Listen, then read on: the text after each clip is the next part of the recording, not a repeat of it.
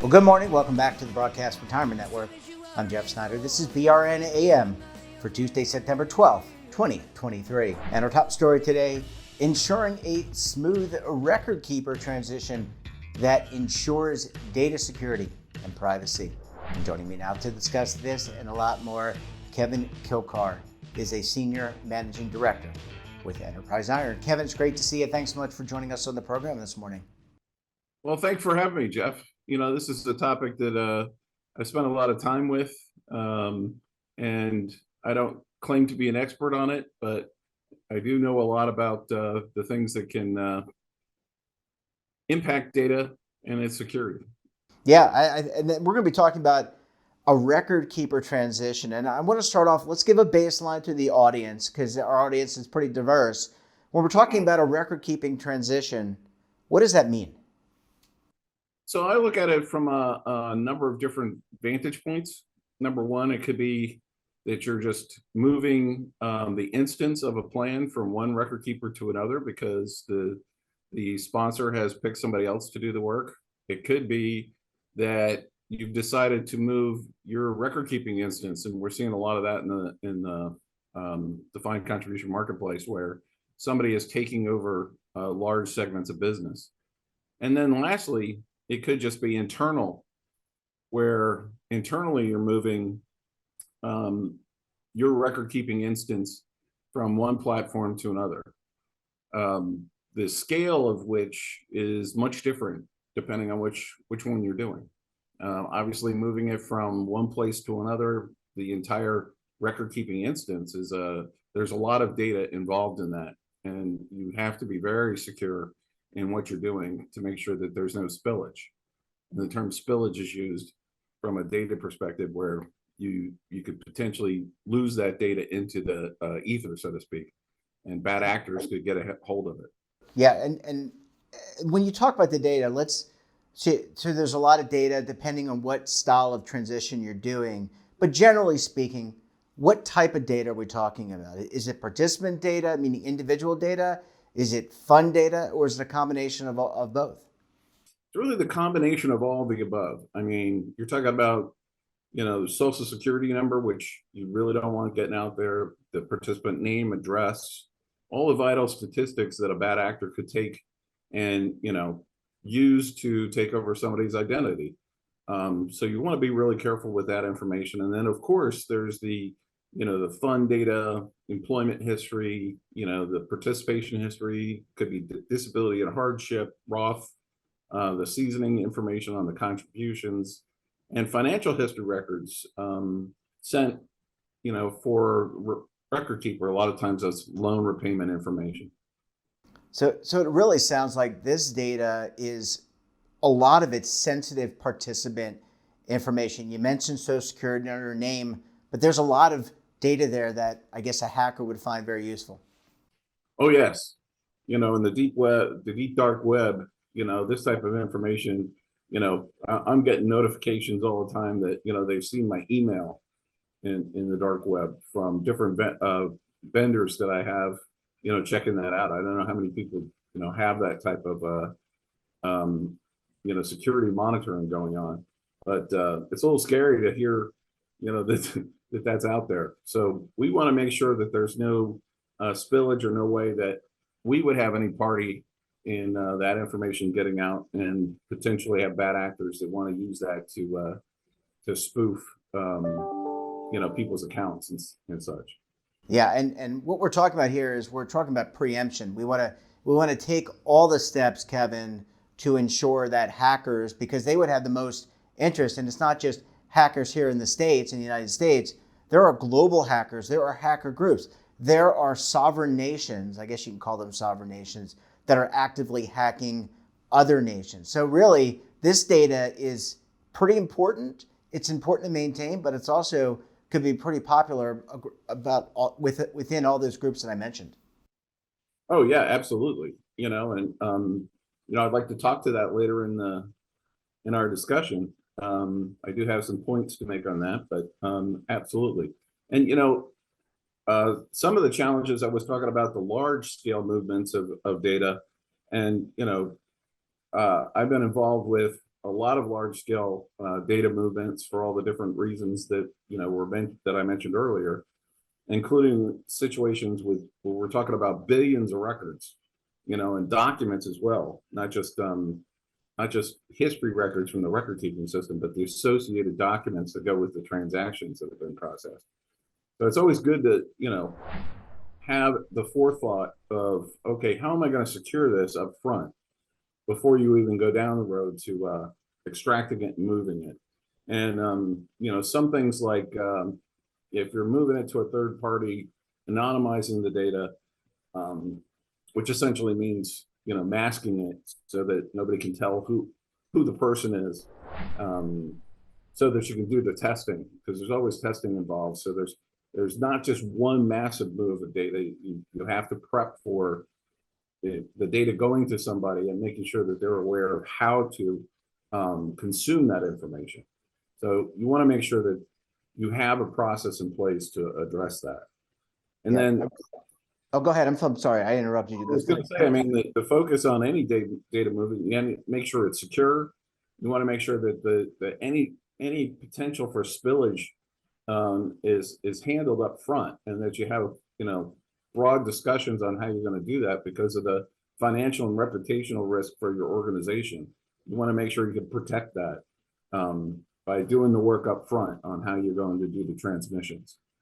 Yeah, I'm sorry, I didn't mean to interrupt you, Kevin, but I want to take a very quick break. When we come back, how do you ensure that your data is secure when changing record keepers? We're going to talk about it and a lot more. You're going to want to stay tuned right here on BRN AM.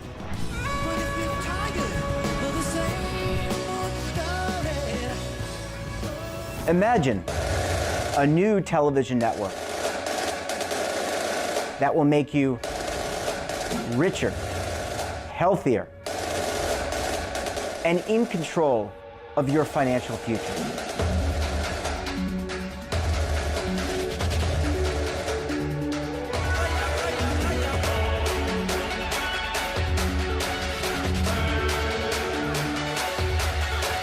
This network is for the policewoman in Nashville, Tennessee, the baker in Dubuque, Iowa, the teacher in Lexington, Kentucky.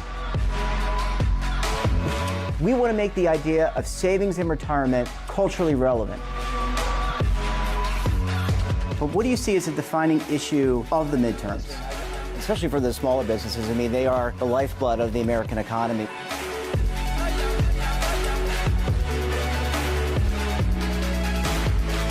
Featuring exclusive interviews, current affairs, and docuseries. 33 years old, you retired early. The philosophy is money only matters if it helps you live a life that you love. But you got to start thinking about retirement as soon as you get in. The Broadcast Retirement Network will drive very high engagement with premium partnerships. So this isn't retirement and savings for your parents or grandparents. This is for all Americans. And we're going to change the way you think about money.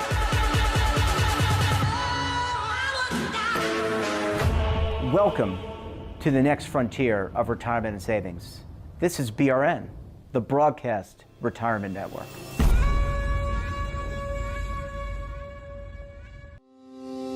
Invesco's latest Show Me the Income study reflects on the evolving retirement industry today as it faces the pressing need to help participants turn their defined contribution plan savings into long-term retirement income.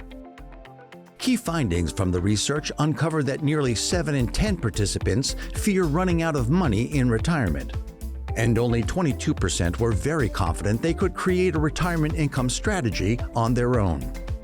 What can employers do to help? To learn more about the study and request the white paper, visit Invesco.com/retirement income or contact your Invesco DC professional. Cited research is based on Invesco's work with Greenwald Research. Invesco is not affiliated with Greenwald Research. Invesco Advisors, Inc. is an investment advisor that provides investment advisory and does not sell securities. Invesco Distributors, Inc. is the U.S. distributor for Invesco's retail products and private placements. Both are indirect, wholly owned subsidiaries of Invesco Limited. Well, Kevin, thanks so much for staying with us. Really appreciate you hanging around for segment number 2 this morning. Sure. Thank you, Jeff. Yeah, so it's a real fun topic. It's an important topic, but it's fun to kind of talk about it with an expert like yourself. Can we talk a little bit about, before we get into insuring the data, I want to pick up the conversation about system vulnerability and maintaining data privacy. You had some ideas and thoughts about that. I do, because, on a day-to-day basis, from a record keeping standpoint, there's a lot of data movement in and out of record keeping organizations. And that's just part of the deal, so to speak. Payroll data is one, feedback files back to the sponsors another. So you need to make sure that within the organization and within the transmissions, you're looking at security, defense, and depth. And that's a big term that's used a lot within the record keeping and other organizations as well that are dealing with PII data. You want to make sure that your endpoints are very secure. And endpoints could be on your network. You want to make sure that your data in rest and your data in transit are all encrypted, to make sure that bad actors, even if they get a hold of it, it's encrypted and it'd be difficult for them to exploit it.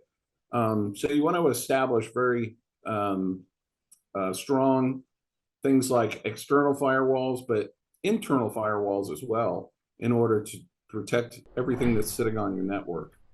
Beyond that, we have to deal with things like denial of service. Now, denial of service is becoming a big deal because bad actors, especially state-sponsored, are looking to bang against your external firewalls and your systems like your participant web and sponsor web to try to gain access, and they're doing it in a brute force manner.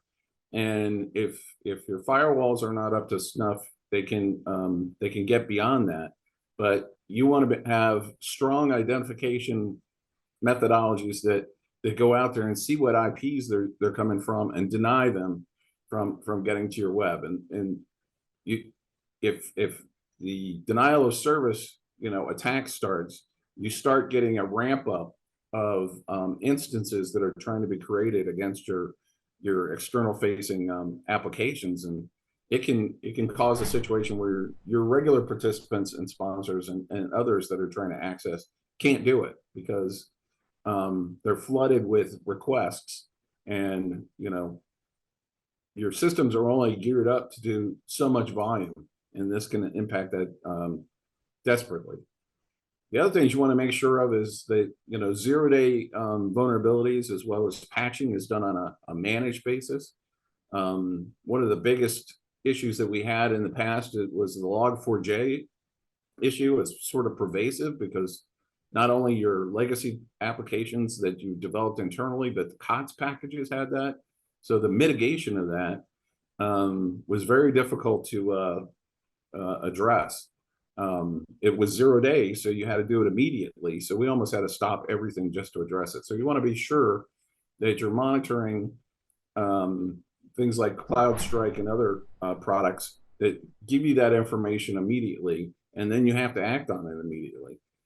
And then vendor monitoring and verification is also important. There's been a lot of articles in the news where you've had situations like Okta, unfortunately, had a penetration, and that had to be dealt with, pretty quickly. A lot of firms use an Okta, and they had a penetration in through one client that allowed them access into others.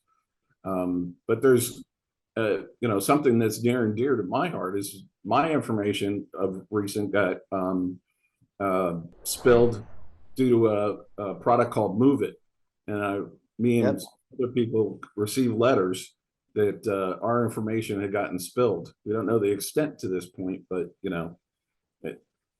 at this point in time, we just know it's been exposed. I had a similar thing with OPM, that was in the news as well, the Office of Personnel Management, where because I had security clearance and I had to go through them, that was spilled. But unfortunately, my wife's information was spilled and not mine. But they provided LifeLock for, I think, life for 10 years or something like that for it. But that was a situation where they didn't have an internal firewall, and bad actors had sent malware to an individual that happened to be a system administrator, and they got access to the internal systems through that. So there's a number of things that you need to cover. You need to make sure that phishing expeditions of that nature, you do the internal training and make sure that people are aware of the seriousness of what can occur if you become subject to a phishing expedition that they can then exploit of that nature. But the defense in depth is what I'm talking about here, is that you need to line up all those different security techniques and access levels to make sure that bad actors can't get in and exploit the information of your participants. And Kevin, I mean, you almost have to be a CIA operative, it sounds like, in order to do this prevention work, or hire someone like yourself who's an expert. Let me just transition. We talked about hackers. I want to come back to that in the first segment. But how do you ensure? So let's go to the record keeper for a second. How do you ensure that the data is actually secure between record keepers? I mean, what steps do you need to take? You talked about, the denial of service, all the attacks that can take place, but how do you actually ensure that the data makes its way from record keeper A to record keeper B safely without spillage, which is a new term I just learned. Well, that's a great question. And, we spent a lot of time on that, making sure that it is secure in that manner. And, it used to be that you were using FTP and what's called PKI, the personal key infrastructure, to make sure that that information is secure in that manner. But that was a long time ago that people were using FTP. More people are moving from SF to SFTP, secure file transport protocols. And there's different systems and tools nowadays that are used to secure data. They're point-to-point systems where, it's peer-to-peer, and they do a handshake and they know that, the data's coming. You can drop data into a file zone in the DMZ, and that information can be scanned to make sure that there's no executables in it, and then reviewed to make sure that it's ready to be moved into the core environment where your data is. So there's a separation between the two. And then, now that the cloud has become more prevalent, there's a lot of tool sets that are being used by those cloud providers, the CSPs. And I'll focus on AWS just because I've had more contact with that. I don't want to slight any other CSP, but from a AWS perspective, they have a lot of new tools, including what's called S3, which is used for movement of files between point A and point B in a secure manner. But they also, for the large scale transitions that I was talking about earlier with billions of records, AWS has a tool called Snowball. It belongs in their Snow tool set. I'll call it Snow tool set. I may be labeling that, but it can move terabytes worth of data. I've used that. You connect it to your network. It's like a rock hardened system. You use AWS's OPS hub to manage the data and transfer it from your network onto the solution. They use Fire, their book tool, as actually the COM for it. It's pretty interesting. And when you're done and you want to send it, it prints out the UPS label, and you use that to send it from point A to point B, but in a secure manner. It was really pretty interesting to use that solution, but it locks down your data, and even if somebody got a hold of it, they weren't going to get anything out of it. Kevin, we recently featured your colleagues Mark and Sergio talking about improving legacy systems, and I want to, we talked a lot about what you can do to secure data, but what about improving systems? What can record keepers do to actually improve their systems so that they're not facing these vulnerabilities, or if they are, they're able to push back? That's a great question, Jeff. I like talking about this stuff because I dance between the business and IT, but I've spent a lot of time on the IT side around this, and legacy system modernization is something, I love to talk about, because you always, I think IBM said that there's a 7-year cycle, but from a technology perspective, as it speeds up, it's becoming less and less than 7 years. So legacy system modernization is important because new technologies and new security methodologies don't necessarily apply themselves to older legacy systems, especially the proprietary ones. And it gets harder and harder with tighter budgets to move it along, but the business has to be very focused on it. And as you mentioned, my colleagues had done a modernization stint, and I think it's well worth anybody that's listening to me now to go and take a look at that, because I think they'll find some very valuable information. In addition to that, I'd say minimizing access to production data by internal resources. I mean, I've heard situations, and even from testimony about Twitter, where they said they had 4,000 people that had production access to data, and out of 7,000 employees, that's ridiculous. Nobody should have access to production data, especially not in that volume. But by minimizing people that have access to the production data, it minimizes any kind of malware or other type of attack, where somebody bad actors could get access to that data. I'd say also, I talked about defense in depth, and that needs to be a mindset of all the people that are working in developing code, as well as the business side and how they're using that data. Once we're generating reports and all kinds of other information that is going out to the business side for them to run the operation, and you have to be very careful about what they're doing with that. So you got to secure that and get their sign off anymore, that they understand the consequences of that getting out into the world. Encryption at rest and in transit for all participant and plan data. I've talked about that before. That's years ago, that wasn't necessarily a big deal to follow, but of late it is seriously something that that people are looking at more and more, that you have to have it done. The databases, as well as the transport mechanism. And then, masking PII is important, more and more important. So when you call up anymore, you'll hear somebody say, well, can you give me the last 4 digits of your social security number? Well, that's because they can't see the first 6. So you want to have an effort where you're masking data to keep it out of the hands of even your internal actors, because you have internal threats, not just external threats from that perspective.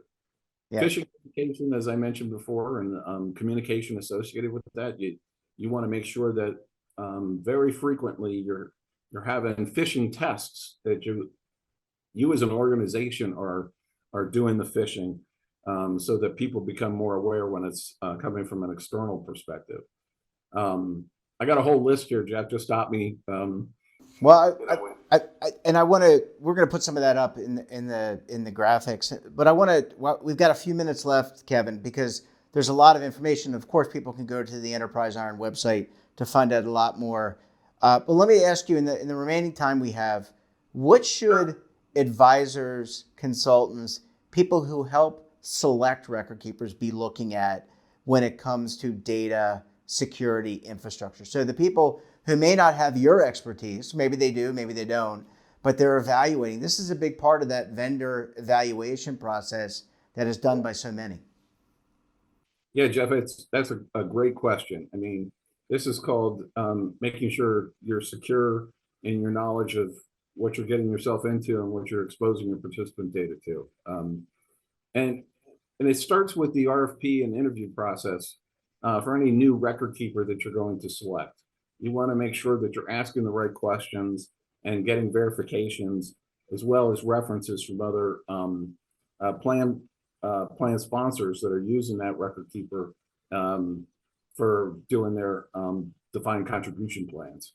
I'd say conversations around the record keeper security strengths and weaknesses. You want to understand from an infrastructure and just an operational perspective what they think their strengths and weaknesses are, and you want to probe into that to make sure that you have a good understanding of what that information they're providing means. Questions should include record keepers' history around hacking incidents, vulnerability management, zero-day vulnerability responses, and incident response process and procedure.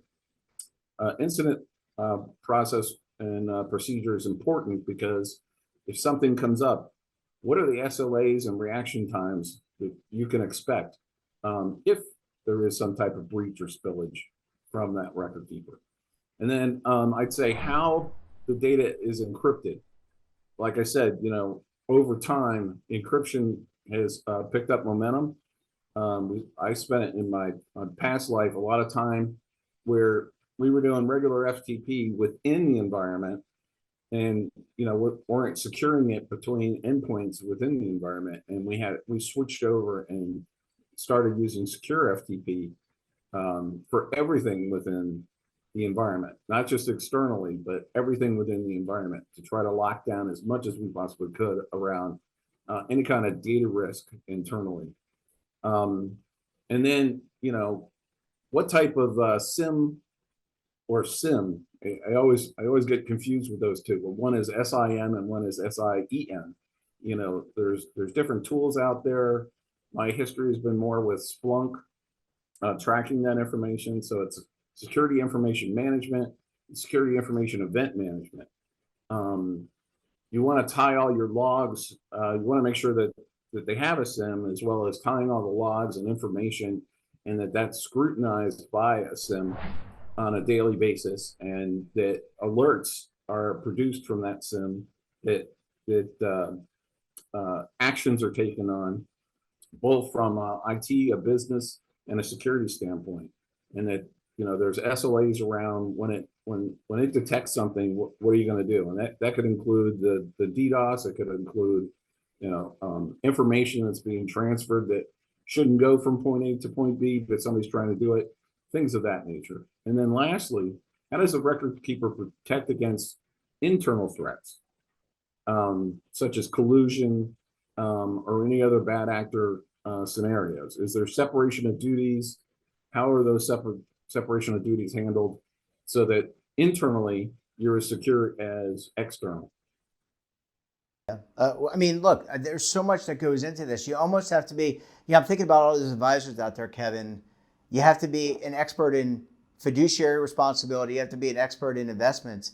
Now you have to be an expert in security. That's a lot of responsibility. That's a lot of due diligence. Kevin, thanks so much for joining us. Really appreciate you kind of delving in real deep on this. And we look forward to having you back on the program again very soon. Thank you, Jeff. It was a pleasure. Had a good time. That wraps up this episode of BRNAM. Have a topic of interest, someone you think we should talk to? Drop us a line, and don't forget, for all the latest curated news and lifestyle, wellness, finance, tech, so much more, all in one place, check out today's edition of our daily newsletter, The Morning Pulse. Want to search our archives, check out our latest content? Then visit our website. We're back again tomorrow with another great edition of BRNAM. Until then, I'm Jeff Snyder. Stay safe. Keep on saving. Don't forget, roll with the changes.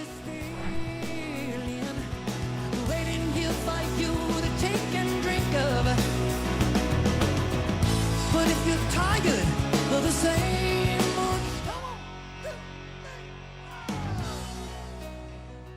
Now is your opportunity to co-create content around any topic on the First Lifestyle and Wellness Network. Reach a global audience through our platform and co-own exclusive branded content.